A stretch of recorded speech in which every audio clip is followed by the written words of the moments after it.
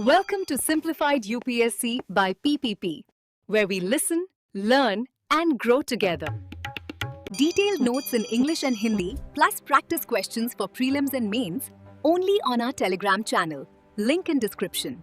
Want early access to all videos of this series? Join our paid Telegram group for just 499 rupees. One-time payment, lifetime access. WhatsApp now to join us. जब इतिहास दिल्ली और आगरा के आलीशान दरबारों में लिखा जा रहा था, तब हाशिए पर रहने वाले समुदाय क्या कर रहे थे? क्या वे सिर्फ दर्शक थे या फिर वे अपनी खुद की तकदीर लिख रहे थे, ऐसे राज्य बना रहे थे जो दिल्ली की सत्ता को भी चुनौती दे सकें? आज हम मध्यकालीन भारत के इन्हीं समाजों की दुनिया में उतरेंगे। इसके लिए हमारे पास स्रोत के तौर पर एनसीईआरटी की 7वीं कक्षा की इतिहास की किताब का 7वां अध्याय है और साथ ही हम यूपीएससी की पिछली परीक्षाओं के कुछ सवालों से भी इसे जोड़कर देखेंगे। हमारा मकसद सिर्फ तथ्यों को जानना नहीं, बल्कि ये समझना है कि ये समाज कैसे बने, कैसे बदले और उनकी कहानी आज भी हमारे लिए क्यों मायने रखती है। बिल्कुल, ये सिर्फ इतिहास के खाली पन्नों को भरना नहीं है, ये शासन, अधिकार और जमीन से जुड़े उन बुनियादी सवालों को समझना है जो आज भी उतने ही प्रासंगिक है और प्रतियोगी परीक्षाओं में बार बार पूछे जाते हैं। तो चलिए इसे खोलते हैं। जब भी हम मध्यकाल के बारे में सोचते हैं तो एक ऐसे समाज की तस्वीर उभरती है जो ब्राह्मणों के बनाए वर्ण नियमों में सख्ती से बंधा हुआ था। हाँ, और बड़े बड़े राजा महाराजा भी इन नियमों को मानते थे। अमीर गरीब ऊंच नीच का फर्क लगातार बढ़ रहा था। लेकिन जैसा कि हमारे स्रोत बताते हैं, ये कहानी का सिर्फ एक पहलू है। इसी उपमहाद्वीप में ऐसे अनगिनत समाज थे जो इन नियमों के दायरे से पूरी तरह बाहर थे। इन्हें हम आमतौर पर जनजाति या ट्राइब्स कहते हैं। ये बात सोचने वाली है कि जब मुख्यधारा का समाज इतनी सख्ती से नियमों में जकड़ा हुआ था, तो ये जनजातीय समाज इस व्यवस्था से पूरी तरह बाहर कैसे रह पाए? क्या उन्होंने जानबूझकर इसे नकारा या वे बस भौगोलिक रूप से इतने अलग थलग थे कि इसका असर ही नहीं पहुंचा? ये दोनों का मिला जुला रूप था। ज्यादातर ये घने जंगलों, पहाड़ों या रेगिस्तान जैसी मुश्किल जगहों पर रहते थे, जहां पहुंचना आसान नहीं था। अच्छा। लेकिन इससे भी बड़ी बात उनके समाज की बनावट थी। उनके सदस्य नातेदारी या रिश्तेदारी के बंधन से जुड़े होते थे। और सबसे बड़ा फर्क था जमीन और संसाधनों पर अधिकार का। वे जमीन और चरागाहों पर किसी एक व्यक्ति का नहीं, बल्कि पूरे कबीले का संयुक्त नियंत्रण मानते थे और अपने ही बनाए नियमों के हिसाब से उसका बंटवारा करते थे। ये उस दौर के राज्य रजवाड़ों की व्यवस्था से बिल्कुल अलग सोच थी। तो इसका मतलब ये दूसरा भारत पूरे उपमहाद्वीप में फैला हुआ था। अब सिर्फ एक लिस्ट की तरह गिनाने के बजाय क्या हम ये देख सकते हैं कि भूगोल ने इन समुदायों की जिंदगी को कैसे गढ़ा? मतलब उत्तर के मैदानी इलाकों की जनजातियों और पहाड़ों में रहने वाली जनजातियों के जीवन में क्या फर्क रहा होगा? ये देखने का बहुत अच्छा नजरिया है। आप देखिए, पंजाब के मैदानी इलाकों में खोखर और बाद में गख्खर जैसी लड़ाकू जनजातियों का दबदबा था। हाँ। उनका असर दिल्ली सल्तनत तक महसूस किया जाता था। वो उस दौर के बड़े राजनीतिक खेल का हिस्सा थे। वहीं अगर हम पश्चिमी हिमालय के शांत पहाड़ों की तरफ देखें, तो वहां गद्दी गडरियों जैसे पशुपालक समुदाय थे। अच्छा। उनकी जिंदगी किसी सुल्तान के फरमान से नहीं, बल्कि मौसम के बदलने से चलती थी। यानी एक तरफ राजनीतिक शक्ति केंद्र और दूसरी तरफ प्रकृति के साथ तालमेल बिठाकर चलने वाला जीवन। बिल्कुल। और ये विविधता हर जगह थी। उत्तर पश्चिम में बलोच एक ताकतवर जनजाति थी, जो कई छोटे छोटे कुलों में बटी थी और हर कुल का अपना मुखिया था। मध्य भारत में भी भीलों की एक बहुत बड़ी आबादी फैली हुई थी। और अगर हम देश के बिल्कुल उत्तर पूर्व में जाएं, तो वहां नागा, अहोम और कई दूसरी जनजातियों का ही राज था।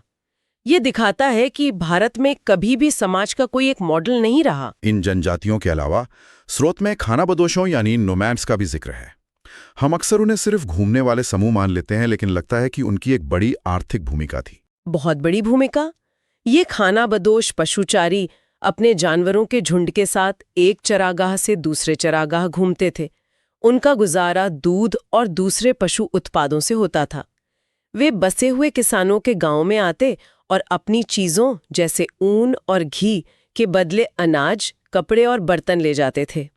ये एक तरह का चलता फिरता बाजार था। और इसी में बंजारों की कहानी तो कमाल की है। स्रोत में जो आंकड़े दिए गए हैं वो हैरान करने वाले हैं। हाँ, बंजारे उस दौर के सबसे अहम व्यापारी खानाबदोश थे। उनके कारवां को टांडा कहा जाता था, जो एक तरह से चलते फिरते गांव ही होते थे। अच्छा। सुल्तान अलाउद्दीन खिलजी ने अपनी बाजार व्यवस्था को कायम रखने के लिए इन्हीं बंजारों का इस्तेमाल किया था ताकि शहरों तक अनाज की सप्लाई बनी रहे। जहांगीर ने भी लिखा है कि ये मुगल सेना के अभियानों के दौरान 1 लाख बैल अनाज ढोते होंगे। 1 लाख बैल? ये तो आज के ज़माने में किसी बहुत बड़ी लॉजिस्टिक्स कंपनी के बराबर है। इसका मतलब तो ये हुआ कि मुगल सेना का पेट भरने की चाबी इन खानाबदोश बंजारों के हाथ में थी। ये तो सत्ता का एक अदृश्य केंद्र जैसा है। आपने बिल्कुल सही पकड़ा। वे अदृश्य थे पर अर्थव्यवस्था और सल्तनत की रीढ़ थे। 17वीं सदी में भारत आए एक अंग्रेज व्यापारी पीटर मुंडी ने एक बंजारा टांडा देखा था जिसमें 14,000 बैल थे। 14,000? हाँ, उनका काम करने का तरीका बहुत सीधा था। जहां अनाज सस्ता मिलता वहां से खरीदते और जहां महंगा बिकता वहां ले जाकर बेच देते। वो उस दौर के सप्लाई चेन मैनेजमेंट के मास्टर थे। तो हमारे पास ये 2 अलग-अलग दुनियाएं हैं जो एक साथ मौजूद थीं। एक तरफ वर्ण व्यवस्था में बटा समाज और दूसरी तरफ ये आज़ाद जनजातियां और खानाबदोश। क्या ये दुनिया हमेशा अलग-थलग ही रहीं या इनके बीच की लकीरें धुंधली भी होती थीं? यही सबसे दिलचस्प मोड़ है कहानी का। कुछ भी हमेशा एक जैसा नहीं रहता। जैसे जैसे अर्थव्यवस्था बढ़ी, समाज की जरूरतें बदलीं, तो नए हुनर वाले लोगों की मांग पैदा हुई। वर्ण व्यवस्था के भीतर ही छोटी छोटी जातियां बनने लगीं। सुनार, लोहार, बढ़ई जैसे कारीगरों को जातियों के रूप में मान्यता मिल गई। और इसका जनजातियों पर क्या असर हुआ? उन पर गहरा असर हुआ। कई जनजातीय समूहों को धीरे धीरे जाति व्यवस्था में शामिल कर लिया गया। लेकिन इससे भी बड़ा बदलाव तब आया जब कुछ जनजातियां राजनीतिक रूप से ताकतवर हो गईं। 11वीं-12वीं सदी तक आते आते चंदेल और चालुक्य जैसे कई नए राजपूत गोत्र सत्ता में आए। इनमें से कई पहले जनजातियों का ही हिस्सा थे। ये तो एक तरह की सफलता की कहानी लगती है, लेकिन मैं सोच रहा हूँ, क्या इस प्रक्रिया में उन्होंने अपनी अनोखी सांस्कृतिक पहचान खो दी? क्या सत्ता पाने के लिए ये एक तरह का बलिदान था? ये एक बहुत गहरा सवाल है और इसका जवाब हाँ और ना दोनों में है। इतिहासकारों ने इस प्रक्रिया को संस्कृतिकरण या संस्कृताइजेशन कहा है। यह वो प्रक्रिया है जब कोई समुदाय मुख्य धारा के सामाजिक ढांचे में ऊपर उठने के लिए उसके रीति रिवाजों, परंपराओं और उपाधियों को अपना लेता है। अच्छा। जब गढ़कटंगा के गोंड राजा अमनदास ने संग्राम शाह की उपाधि धारण की, तो ये सिर्फ नाम बदलना नहीं था, ये सत्ता के समीकरण को बदलने और राजपूत के तौर पर अपनी वैधता साबित करने की कोशिश थी। तो हाँ, इसमें अपनी पुरानी पहचान का कुछ हिस्सा जरूर पीछे छूटता था। ये सत्ता और संस्कृति के बीच का एक जटिल लेन देन था। और राज्य बनाने की ये प्रक्रिया हमें 2 सबसे बेहतरीन उदाहरणों में दिखती है, मध्य भारत के गोंड और उत्तर पूर्व के अहोम। चलिए पहले गोंडों की कहानी को समझते हैं। गोंड लोग गोंडवाना नाम के एक विशाल जंगली इलाके में रहते थे। उनका गुजारा स्थानांतरीय कृषि यानी शिफ्टिंग एग्रीकल्चर से होता था। शिफ्टिंग एग्रीकल्चर मतलब? में गोंड समाज बराबरी पर आधारित था, जिसमें कई छोटे छोटे कुल थे। लेकिन छोटे छोटे कुल एक बड़े साम्राज्य में कैसे बदल गए? अकबरनामा में गढ़कटंगा के गोंड राज्य में 70,000 गांव होने का जिक्र है। ये तो बहुत बड़ा बदलाव है। ये बदलाव तब आया जब दिल्ली सल्तनत कमजोर पड़ रही थी। कुछ बड़े गोंड राज्य छोटे सरवारों पर हावी होने लगे। इसी से गढ़कटंगा जैसे विशाल राज्य का उदय हुआ। और इस विस्तार ने उनके समाज को हमेशा के लिए बदल दिया। कैसे?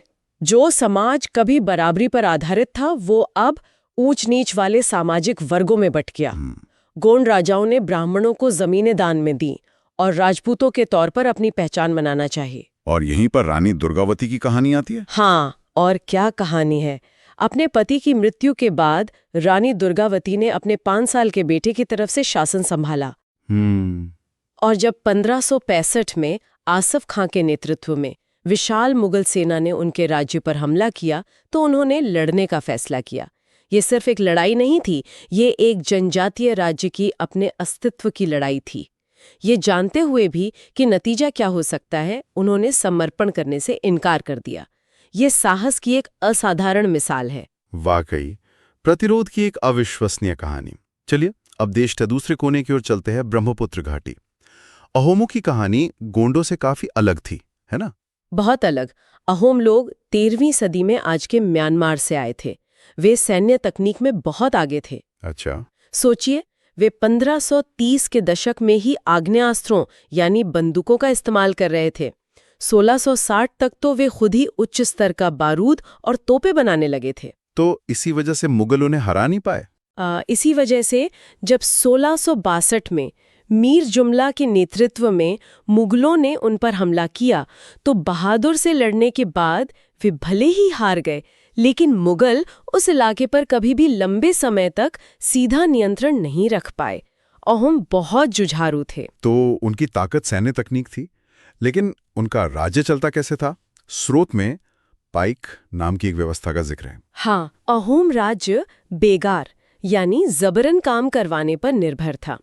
जिन लोगों से जबरदस्ती काम लिया जाता था उन्हें पाइक कहते थे। पाइक? हाँ, हर गांव को बारी बारी से तय संख्या में पाइक भेजने पड़ते थे।